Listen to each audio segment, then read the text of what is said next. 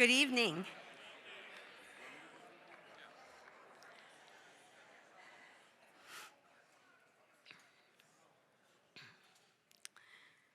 I'm Sister Sheila Carney, and for the entire Carlow University community, I warmly welcome you, not only to our campus, but to this blessed evening when we come together to share the company of Pablo Muñoz, Aurelio Madera, and Father Greg Boyle, members all of the Homeboy community.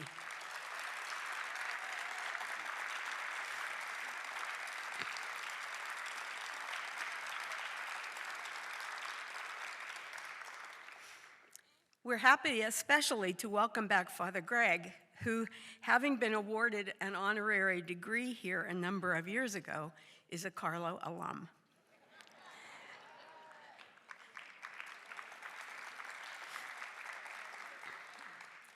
Most of you are here, I'm guessing, because you know of Father Greg Boyle. Perhaps you've seen him on YouTube or you've read his books. In any event, this is one of those occasions where we might say, here's a person who needs no introduction. And I'm going to assume that. But let me just say one thing. I first became acquainted with Father Greg through his books, and came to the books, I'd have to say, by being intrigued by the titles. So much so that it took me a long time to pay attention to and to understand the deep significance of the subtitles. Tattoos on the Heart introduces us to boundless compassion.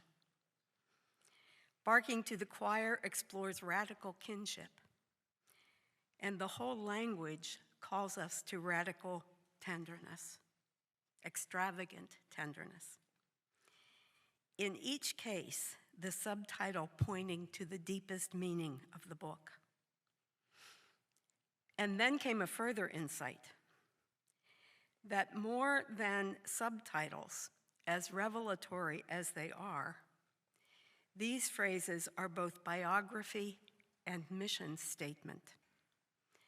They describe both the man and the community he created. So tonight we welcome him back, along with Pablo and Aurelio, to talk with us about their life within boundless compassion, within radical kinship, and within extravagant tenderness, this community that we have come to know as Homeboy Industries. We're going to begin tonight by hearing from Pablo and Aurelio. These two young men have been traumatized over and over again in the last couple days because they both had their first airplane ride yesterday. And we've put them in front of two audiences of people they've never seen before.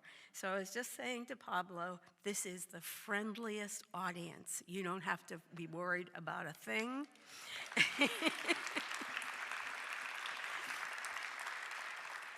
Because we're all eager to hear what you have to tell us.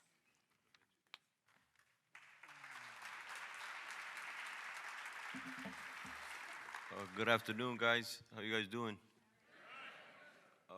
My name is Pablo Muñoz, and I'm from Homeboys Industries, and it was true. That was my first flight, and I was really scared. But yeah, I want to just start off talking a little bit about myself. I grew up in Los Angeles, California, South Central LA to be exact.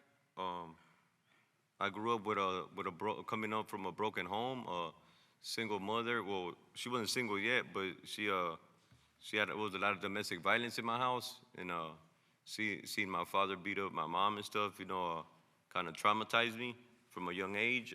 So age 10 years old, he left the home. And left me and my mother and my brother, my bigger brother, and that's who I looked up to was my older brother. And I got recruited in a gang at age 14 due to me following his footsteps, and we just lived a kind of. My mom didn't have. She worked all day, so I didn't have no supervision. So I'll be in the streets all day with my my brother, and I just come from, started at age 14. I went to juvenile detention center for carrying a gun, and just fighting and shooting at rivals, and it was just real traumatizing events that I passed through in my life that caused me a lot of trauma, and then I wanted to try to change, but I didn't know how, so I just stick with what I had. It was just gangbanging and selling drugs and stuff like that. But at age 18, I had my first daughter, and I was still in and out of jail, and I lost custody of her to the system, and I was just heartbroken about it, and I was in and out of jail. I did like 3 years in prison, and then got out to fighting another hard, serious case that changed my life. That I wanted to decide to change my life, because I just got tired of it, and so when I got out of jail, I decided to get my daughter back, and I started attending counseling classes, drug counseling, domestic violence, any type of counseling that I could receive. And then I went sober, I was sober, and eventually I got her back when she was 5 years old. And I wouldn't be able to do it without my mother, because she's the one that helped me raise her, and then after that, I got custody of her. I tried to start a new family with a new woman, and I have two more other kids, and they just motivated me to want to change, and I wanted to do better for them. I didn't want to carry guns and do that no more and be in and out of jail, so I decided to try to change, and at my probation officer, he referred me to Homeboys Industries. He just told me about it, that that he thinks that I should go over there to better my life or whatever. So I didn't I started thinking like maybe I should go. So I decided to go, and Father Greg and Homeboys accepted me with open arms, and they're giving me hope to try to change my life, and just Father Greg has showed me like to don't give up, and believe in yourself, and just a pure positive motivation that that sometimes I don't even know is real. I never really had no love like that, and Homeboys Industries just helped me a lot. For me, going to graduating from high school to me working at the bakery now, and I've been there for about I've been at Homeboys for 2 years, but I'm now at the bakery, and it's just something about Homeboys, that the love and the uniqueness of Homeboys, like gang members, rival gang members working together. It was it was something that I never seen before. So I thought I'd fit in, and I feel like I had a purpose there, and I feel loved, with kindness. And that's like just a little story about my life, and thank you guys for hearing me out. Appreciate it.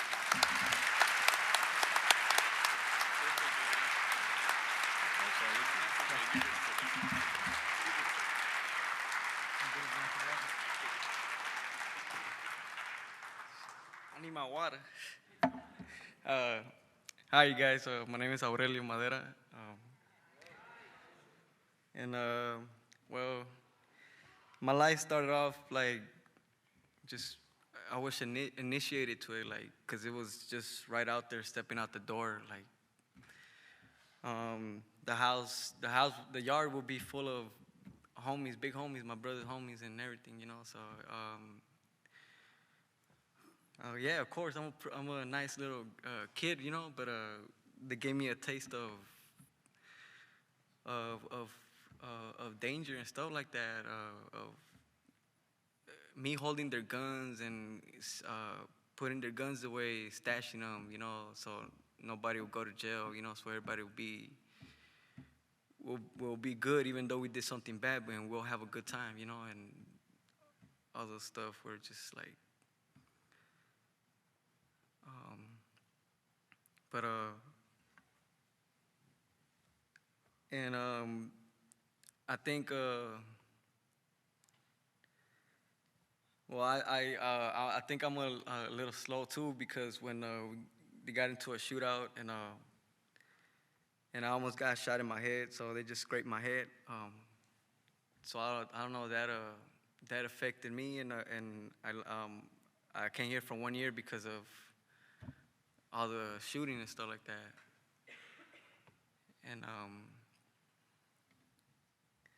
so my family, us, will suffer like, it's like every other 4 to 6 months, we'll have to move house to house because we can't afford for the rent, you know? And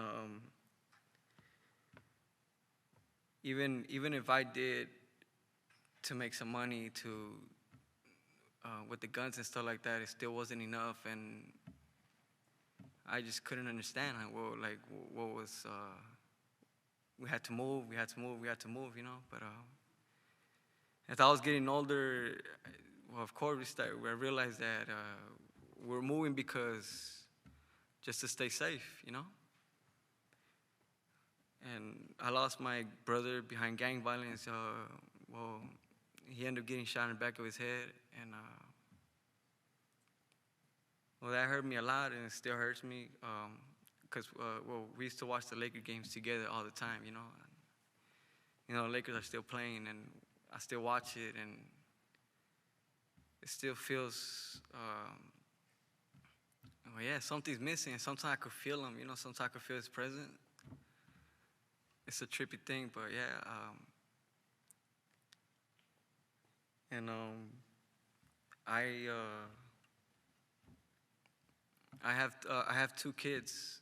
I have my first one when I was 17, going to 18.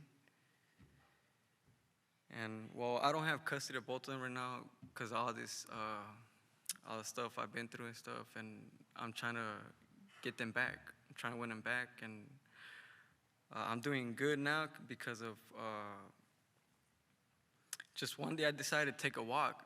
Well, I caught the train, and then I walked like about, I don't know, I'm gonna say like 4 or 5 miles, and I seen the Homeboy logo outside, you know, like, dang, like, I'm a homie, so, you know, I need to go in there, you know, I'm gonna see what's up, and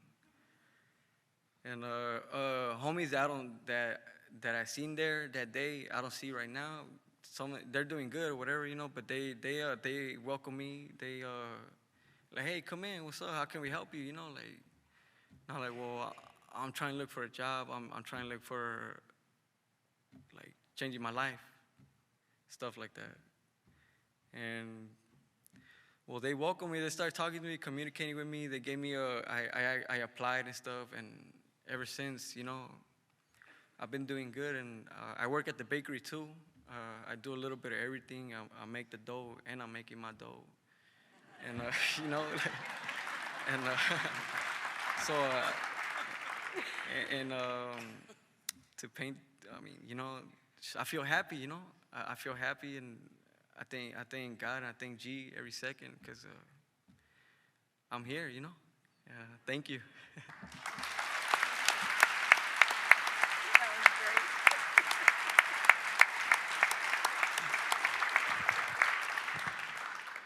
I'd never heard the dough joke before. He didn't use that earlier today. Anyway, it's been such a privilege to travel with these 2 guys. And the day won't ever come when I am more noble, or I am closer to God, or I have more courage than these 2 guys. So I admire them. And it's been a privilege to have meals and share terrifying flying trips with them. And so thank you for being here at my alma mater. I feel a little embarrassed because I worked not at all to get that degree.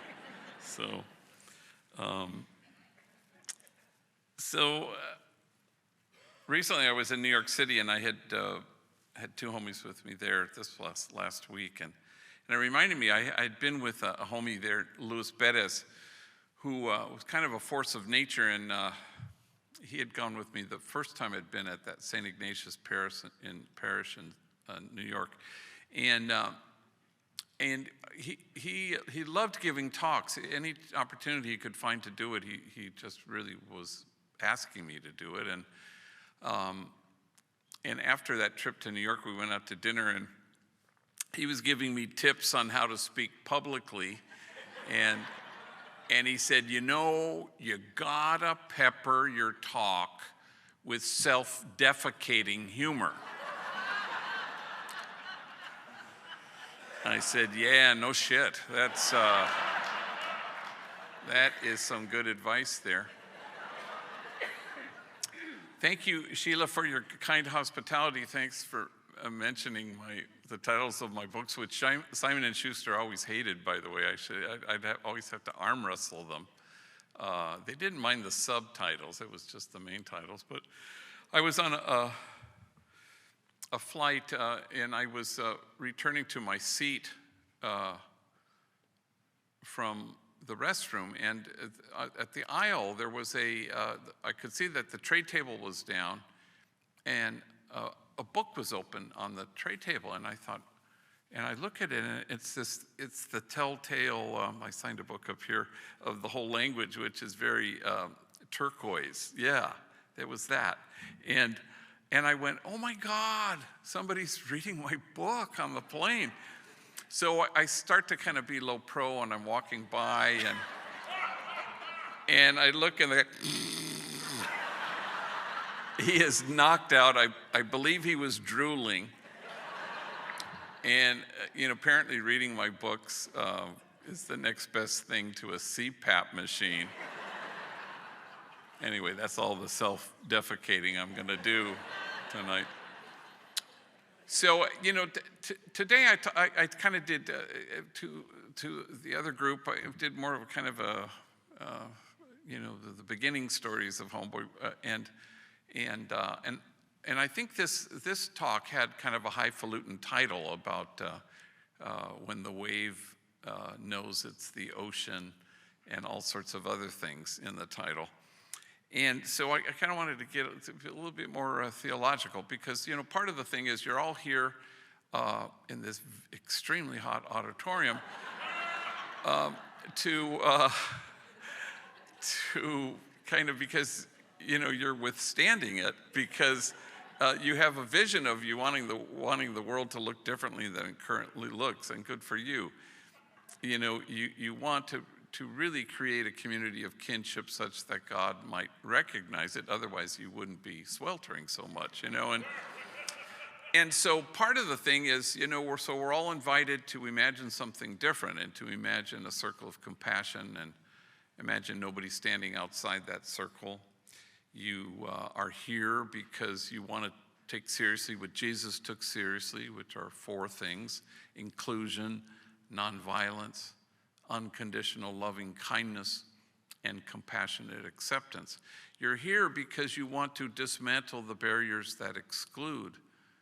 You're here because you want to stand at the margins, because it's the only way it'll ever get erased if you stand out there. You believe in a God who doesn't draw lines, but wants to erase them. You're here because you want to somehow accompany, as disciples, the poor and the powerless and the voiceless, and those whose burdens are more than they can bear. You want to accompany those whose dignity has been denied, and you want to walk with the easily despised and the readily left out. You're here because you want to stand with the demonized so that the demonizing will stop, and stand with the disposable so that the day will come when we stop throwing people away. That's why you're here tonight. And I'm grateful for you. And so you stand at the margins and you brace yourselves, because the world will accuse you of wasting your time. But the prophet Jeremiah writes, "For in this place of which you say it is a waste, there will be heard again the voice of mirth and the voice of gladness, the voices of those who sing." And I suppose none of the above makes any sense unless you have a notion of God that supports it. That somehow you want to avoid having a puny God, a God made in our own image. And I think that's important. For nothing is more consequential for us than our notion of God. It really will change everything. It'll drive the car and set the course. Meister Eckhart, who was a theologian and a mystic, who used to say, "It is a lie, any talk of God that doesn't comfort you." And I think he's quite right. You know, today I was reading James Finley, who was saying that we all have that notion that God is in heaven, and we have this notion that God is in you. But then he says, what if God's heaven is you? I love that. I thought that's exactly right. That's what we need to kind of be anchored in. Years ago, I had a spiritual director who said, you know, we need a better God than the one we have. He was a Jesuit. But of course he's right. Everybody knows he's right. You simply do. I was presiding at Mass at San Fernando Juvenile Hall one Sunday, and it's a big old gym and like 500 folding chairs with 500 gang members, mainly male, all male, I think, sitting in them. And I was on a kind of a raised platform. I was in my alb and my stole, and I was presiding. And they had these sheets that had the readings in English and Spanish. And so, but sometimes as a presider, you kind of, let the sheet rest on your lap and you close your eyes and you listen to the word being proclaimed. And one by one, the homies came up, and one guy did the Old Testament reading. And then the next guy got up and did the responsorial psalm. And I don't know, there was a kind of an overabundance of confidence in his voice. And he gets up and he says, "The Lord is exhausted." And I said, "What the hell?" And it was, "The Lord is exalted." And I remember thinking, wow, that's way better. Because I think we all can connect to being exhausted, first of all, and so if your parents or if you are grandparents, someone who say, "Well, how was your weekend?" They'll say, "Oh, gosh, I'm pooped. I had the grandkids over. It's a good tired, You know exactly what it is. You're exhausted in extending yourself to the other. And then you think, well, wow, that's a way better description of who our God is. We'll say God is love, or we'll say God is loving. But when we say God is loving, this isn't telling you how God is. This is telling you where to find God. In the loving, in the exhaustion, in the self-donation. And that's important. I have a friend named Mirabai Starr who is a mystic who translates mystics, and she says, once you know the God of love, you fire all the other gods. And I think that captures pretty well, the maturation of anybody who's trying to move beyond. Your notion of God is a little bit like baby teeth. I don't have anything against them, but you're going to move beyond them eventually, And I think that's important. In these pre-post COVID times, I just did this on Sunday with all my siblings. There are 8 of us. And it's a thing we started once a month at 4 o'clock on a Sunday. and we get together on a Zoom. So I have 5 sisters and 2 brothers. They're all married, and so it's quite a lot of people on a Zoom call. And so not that long ago, we had done one of these on my mom's the anniversary of her death. And she died, I think, somewhere in the second year of the Trump presidency, just to locate it. And she was 92 years old, and she died the way we all want to die, which is in our own home and in our own bed, surrounded by our kids.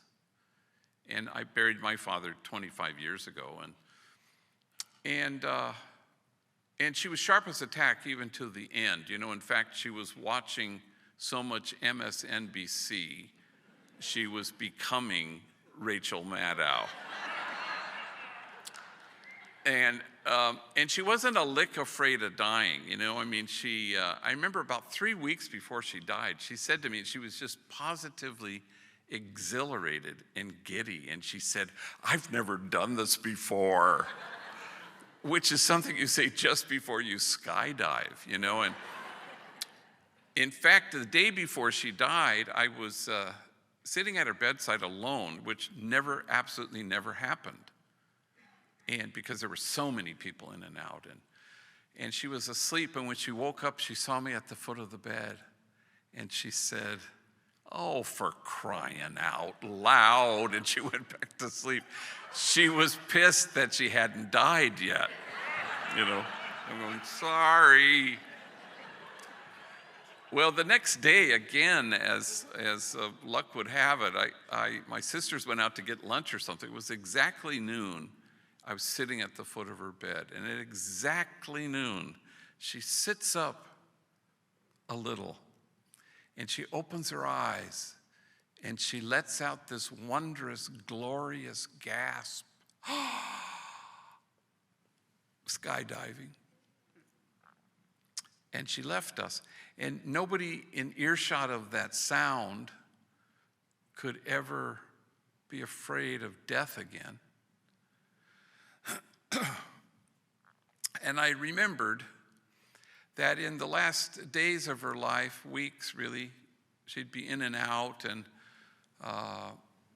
we'd be surrounding her bed, 2, 3, all 8 of her kids. And when she would come to, she'd lock on to just one of us and laser beam focus. And she would say with breathless delight, "You're here, you're here." And I thought of that when we buried her. I thought, that may well be the singular agenda item of our exhausted God, to look at us with breathless delight and say, "You're here, you're here." The God whose heaven is in you.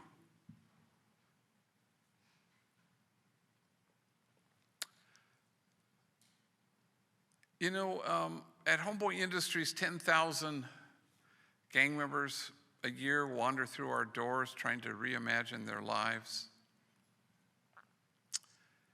They come barricaded behind a wall of shame and disgrace, and the only thing that can scale that wall is tenderness. Each one comes with what psychologists would call a disorganized attachment. Mom was either frightened or frightening. And you can't calm yourself down if you've never been soothed. The Buddhists say, "Oh, nobly born, remember who you really are." And that's kind of what we do at Homeboy. You want to create a safe place, and then you want to see people, and then you want to cherish them. The homies will often say, because they've been in prisons for so many years, they'll say, "You know, we're used to being watched, but we're not used to being seen." And so folks arrive at Homeboy Industries, and people look them in the eye and say, "You're here. You're here." And then the tender glance becomes the tender glance, which is how it's supposed to work. Last week I was in New York City, and I was channel surfing, trying to fall asleep, and I see the Dalai Lama being interviewed by some woman from the BBC, and I don't know what question she asked him, but he was answering the question vaguely, what's the mark and the measure of an authentic religion? And he answered, he paused, and he put his hands on his chest and he said, warm-heartedness. And it's a clunky word, and it serves its purpose mainly because it is so clunky. It's not a word we actually use exactly. And he used the word many times afterwards, and each time it got more clunky, warm-heartedness. And he seemed to identify it to mean two things. One was the inner peace that you come to know once you discover your true self in loving, resembling the exhausted God. And then it goes outside. Tender glance becomes the tender glance. And then you allow love to live through you. It's warm-heartedness. And it's pretty good. And it's the thing that people are greeted with when they come to Homeboy Industries, which is kind of a sanctuary for the 120,000 gang members from 1,100 gangs in LA County. They'll go there and people will greet them and, "Oh, nobly born, remember who you really are." At Homeboy, we're allergic to the notion of holding the bar up and asking homies to measure up. Instead, we hold the mirror up because that's what our exhausted God does. And we tell people the truth, that they are exactly what God had in mind when God made them. And so you watch people become that truth. They inhabit that truth. And no bullet can pierce it. No 4 prison walls can keep it out. And death can't touch it because it truly, truly is huge. But you have to reach in and dismantle messages of shame and disgrace that get in the way, that keep people from seeing their truth. And the antidote to that, of course, is actually seeing and cherishing people. If it's true that a traumatized person is likely to cause trauma, then it has to be equally true that a cherished person will be able to find their way to the joy there is in cherishing themselves and others. So I'm a Jesuit, and like the Pope, I'm just saying. But the homies don't really know what a Jesuit is. But even though there are 3 of us there. Frank is a therapist, and Mark is a kind of a spiritual guru, but they don't really know what a Jesuit is. And I just celebrated 50 years as a Jesuit.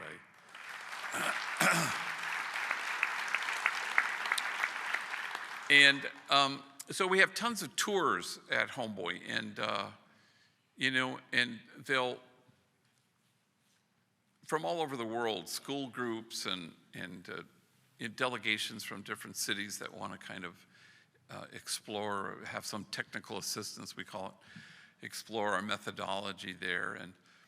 And so I was sitting in my office, and my office is glass enclosed. I can look out onto the floor of the reception area, where hundreds and hundreds of gang members are waiting to receive some service. And I'm sitting behind my desk talking to 3 people in front of my desk, and Osvaldo has a tour group of like 20 people, and they just park in front of my glass enclosed office. And it's one of those observe our founder in his natural habitat kinds of moments. And I wave faintly, and Osvaldo has what the homies call a loud ass voice. And so he's giving this tour and he says, "This is Father Greg Boyle. He's the founder of Homeboy Industries.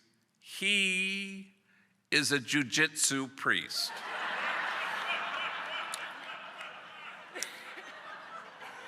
So I kind of, do some of my best moves, which apparently were not that impressive. But anyway, so on February 27th, 1544, St. Ignatius of Loyola enters for the first time this one word in his spiritual journal. And then he proceeds to use the word quite a bit for the remaining 12 years of his life. And before he dies, he goes back and he circles the word. And, I speak Spanish, but I had never heard of this word before. And the word is acatamiento, acatamiento. And it comes from kind of an archaic word, acatar, which means to look at something with attention. Acatamiento. It gets translated into English as affectionate awe, which is pretty good. Affectionate awe. And no doubt it was born of this relationship between Ignatius and his God, but it refused to be a single solitary mystical moment. He wanted to hold out for it to be warm-heartedness into the world. He wanted tender glance, tender glance. He didn't want it to remain a moment. He wanted it to be a movement, not the Society of Jesus, not the Jesuits, but a movement, a stance, a disposition in the world. Acatamiento, affectionate awe, which reminded me of the Acts of the Apostles, where it has this one line where it says, "And awe came upon everyone." And it suggests that the measure of health in any community at all, including this one, may well reside in our ability to stand in awe at what the poor have to carry, rather than stand in judgment at how they carry it. Affectionate awe, acatamiento. So years ago, I was invited to speak to 600 social workers in Richmond, Virginia, and it was what they call a gang in-service. So it was an opportunity to bring folks in to help 600 social workers figure out, kind of why do kids join gangs and what's it about and how should we respond. And I'd done a lot of these things before, and so it's one of those where they sign in and they get credits, and it's from 9 to 5, and they commandeer a hotel ballroom and keynotes and workshops and breakout sessions. So I'd done this many times, keynotes mainly, and so I said yes, and I bought my ticket to Richmond, Virginia. Well, a week before I was to fly, I pull out the original letter inviting me, and to my horror, I discovered that I was to be the only speaker from 9 to 5. All damn day. And as the homies would say, "Oh, hell no, I'm not going to be the only speaker." So I called in 2 homies, trainees like these guys, Andre, African-American gang member, and Jose. And the 2 of them were from enemy gangs, and they were like in their 9th month of their 18 months. And I sit them down, I said, "Look, at the end of the week, you're flying with me to Richmond, Virginia. I'd like you to get up in front of 600 social workers and tell your stories. Take your time."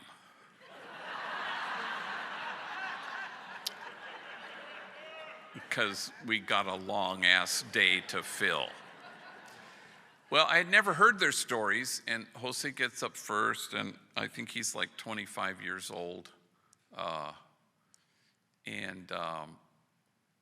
Been to prison, a shot caller, covered in tattoos. At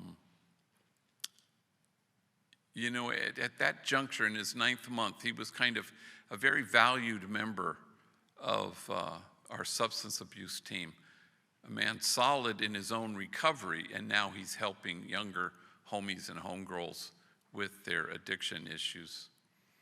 So not only was he a gang member in prison, he was also had a long stretch as a homeless man and an even longer stretch as a heroin addict.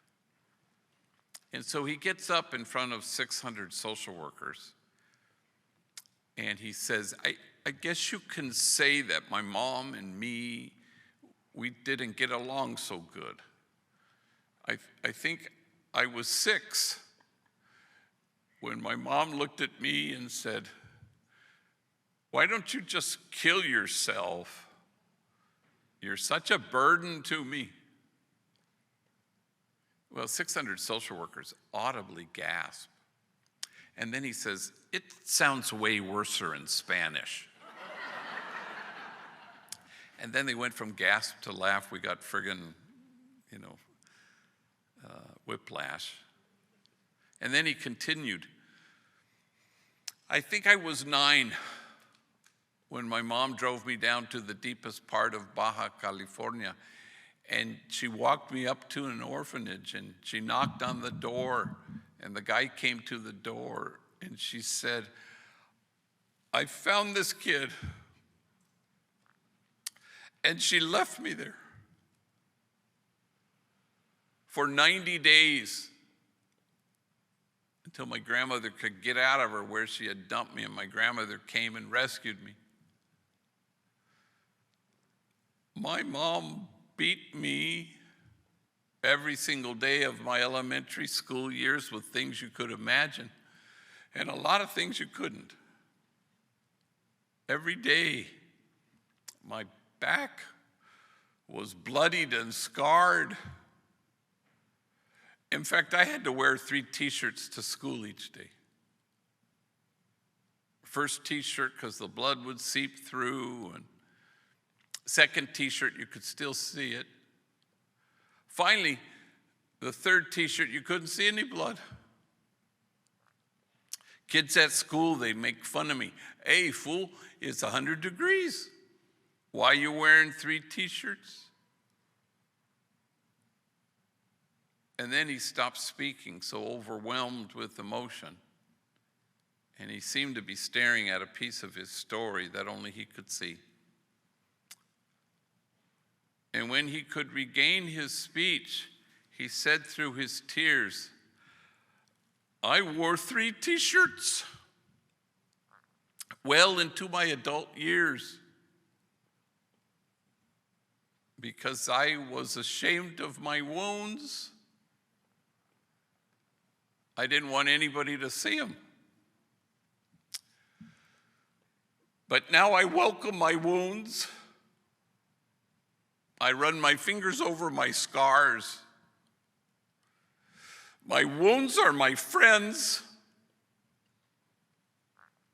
After all, how can I help heal the wounded if I don't welcome my own wounds? And awe came upon everyone. Affectionate awe,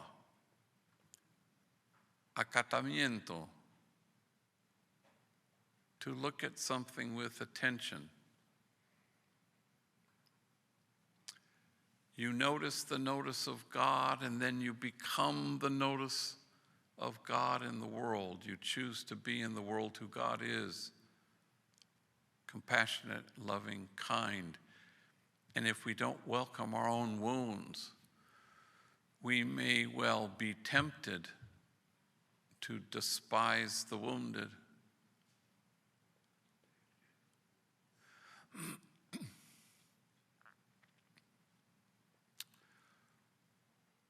we want to receive the tender glance so we can decide to cherish with every breath we take. The homies in recovery will, often as people in recovery will say, one day at a time. And I always say, whoa, that's too long. It has to be one breath at a time. You choose to cherish with every breath you take. Cherishing is not hard. Remembering to cherish, that's difficult. Which is why we have a practice to stay anchored always in the tender God who invites us to be tender, to see each other, O nobly born. Remember who you really are. Homie said to me recently that once you see me, I'll never forget what I look like, which is exactly correct. And then we see what God sees, and we know that that's where God is, in the loving. And so maybe we begin with service. Service is the hallway that leads to the ballroom, but the ballroom is kinship, that you may be one, as Jesus said. I was in Houston once, and a guy, former gang member who was working with gang members in the streets of Houston, and heavily tattooed and been to prison, and he pleaded with me, how do you reach them? Meaning gang members, and I found myself telling him, for starters, stop trying to reach them. Can you be reached by them? Can you receive who they are? Can you allow your heart to be altered by them?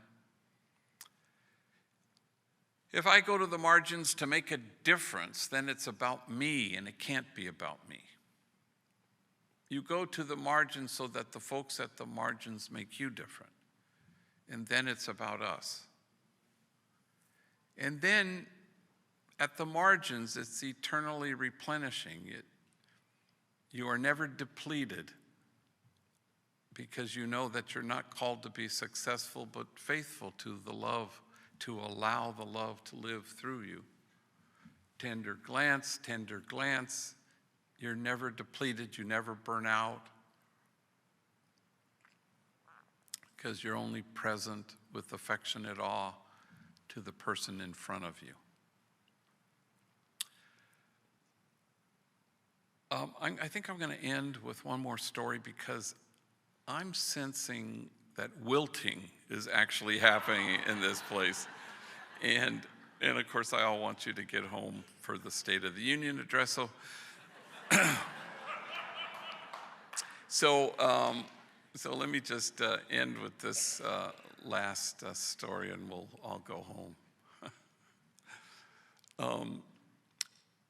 It never gets this hot in Los Angeles. No, not even in the dead. In the dead of, I'm afraid I prepared these guys for absolutely the tundra. And boy, I think it was colder in LA than it was here today. Anyway, so it occurs sometimes to universities and places, high schools. I'm going next week to Rochester, and to force students to read my books against their will, so I'm not complaining, but so my alma mater, Gonzaga University in Spokane, who every year ruins my bracket, and so this was years ago, and they forced the incoming freshmen to read Tattoos on the Heart, and they said, could you come and speak? They're going to have a group of 1,000 people on Tuesday night, and can you bring 2 homies with you? And I often do that, and a case in point, and I sometimes I try to find enemies, just to force them to share a hotel room, just to mess with them, I almost always try to find homies who have never flown before just for the thrill of seeing gang members panicked in the sky. And so I've done this a million times. So I invited Larry, African-American gang member, and Mario, and they were enemies. And I'm used to nervous Nellies, you know, and homies being really kind of quite anxious about flying. But I've never encountered anybody like this guy, Mario. Oh my God, he was just panic central. In fact, it was starting to freak me out a little bit. I mean, he was hyperventilating, which I'd never witnessed before, you know. And we hadn't even boarded the plane yet. And so we were at Burbank Airport, which is a smallish airport, but big planes, Southwest Airlines mainly, and they don't have that, you know, hermetically sealed chute that you enter to board. I know there's probably a word for that, but what's it called? Jetway. Thank you. I mean, we have a flight attendant here, and seriously, we do. And the jetway, or jet bridge, or whatever it is, and so they don't have that. You have to walk out onto the tarmac like you're the president, and you climb up the stairs that lead to the front of the plane. Big feature at Burbank is they have stairs that lead to the back of the plane. So I'm sitting there with Mario, and Larry is exploring the airport, and he's just a nervous wreck, you know, and it's an early morning flight, first flight of the day, and I see two flight attendants, females, both of them have very large cups of Starbucks coffee, and they're schlepping up the steps that go to the front of the plane. And Mario goes, "When are we going to board the plane?" I said, "Well, as soon as they sober up the pilots." There they go now. Perhaps I shouldn't have said that. And I should tell you that in our history at Homeboys, which is now 35 years old, Mario's the most tattooed individual who's ever worked there, I think, safe to say. Wouldn't you say? I think so, yeah. And he's all sleeved out, all the way down to his fingertips, covered in tattoos, neck blackened with the name of his gang, head shaved, covered with tattoos, forehead, cheeks, chin, eyelids that say "the end," so that when he's lying in his coffin, apparently there will be no doubt for anybody, I guess. And so I decided to walk him through the airport to calm him down, and I'd never been in public with him. And people are like this, and mothers are clutching their kids a little more closely. I'm going, wow. Because if you were to go to Homeboy tomorrow, and these guys know, and you walked up to anybody who's the kindest, most gentle, tender soul who works here, they would think for a beat, and then they'd say, "Mario." Yeah, Mario. Mario is proof that only the soul that ventilates the world with tenderness has any chance of changing the world. Tender glance, tender glance. Acatamiento. So we get to Gonzaga, and it's the 1,000 people Tuesday night, but they don't tell you that they have 94 classes that they'd like you to appear in. And so I said, "Well, you go ahead and do it. I'll be talking mainly that night." And they did a good job, like these guys. Stories that were hard to tell and were very vulnerable, stories of terror and torture. And honest to God, if their stories had been a flame, you'd have to keep your distance. Otherwise, you'd get scorched. I would not have survived a single day of either of their childhoods. So we got to 1,000 people, and I pushed them up here as I did these two guys. And they did a good job. But Mario was particularly terrified, but he did fine. And then afterwards, which we won't have time for fear of fainting, I had them come up, and I said, yeah, questions. Yes, ma'am. And a woman stands and she says, yeah, I have a question. It's for Mario. First question out the gate. So Mario steps up to the microphone. He's a tall, skinny drink of water. He clutches the microphone, terrified. Yes. She says, well, Mario, you say you're a father and you have a son and a daughter. They're about to enter their teenage years. What wisdom do you impart to them? You know, what advice do you give them?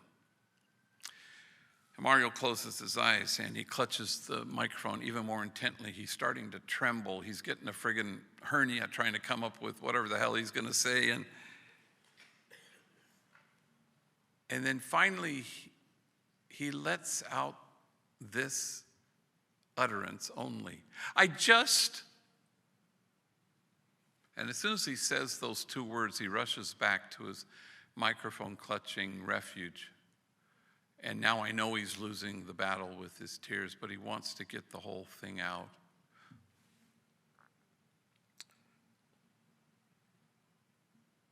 I just don't want my kids to turn out to be like me.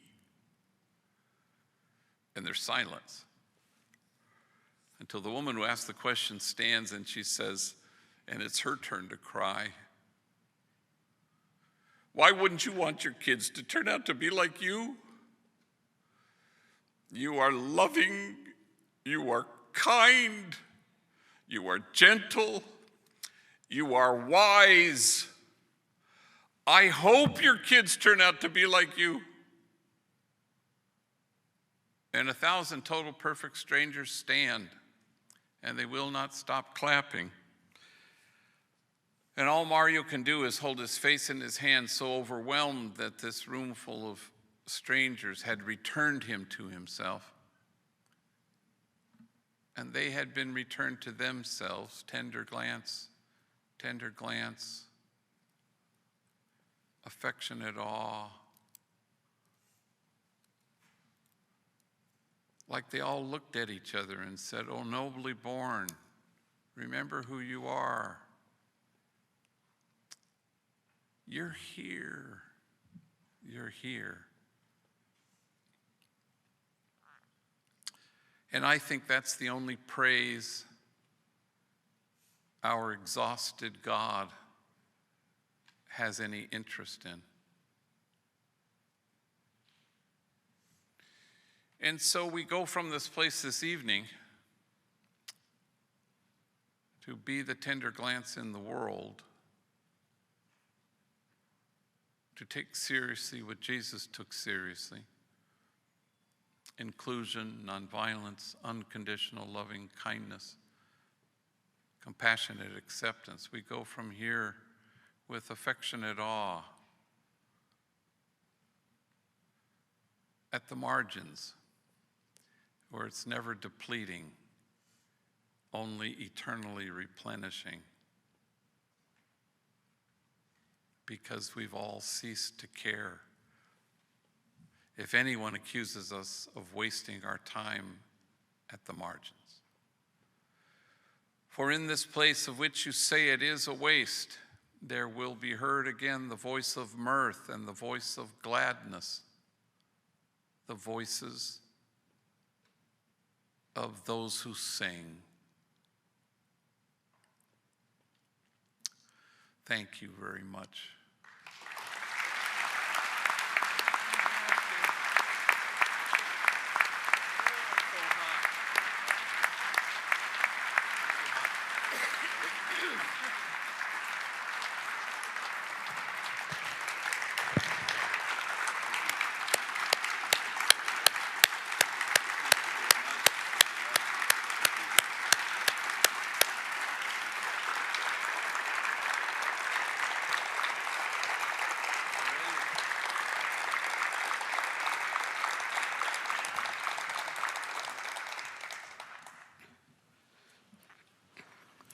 I've been sitting here harboring the thought that the only adequate way to express our gratitude for these amazing presentations is to sing, and Father Greg led us right into that. So will you join me in being the voices of those who sing? These are the words of Catherine McCauley, the founder of the Sisters of Mercy. I'll sing them to you, and then if you would sing them back to me. I have a cold, so I hope this comes out okay.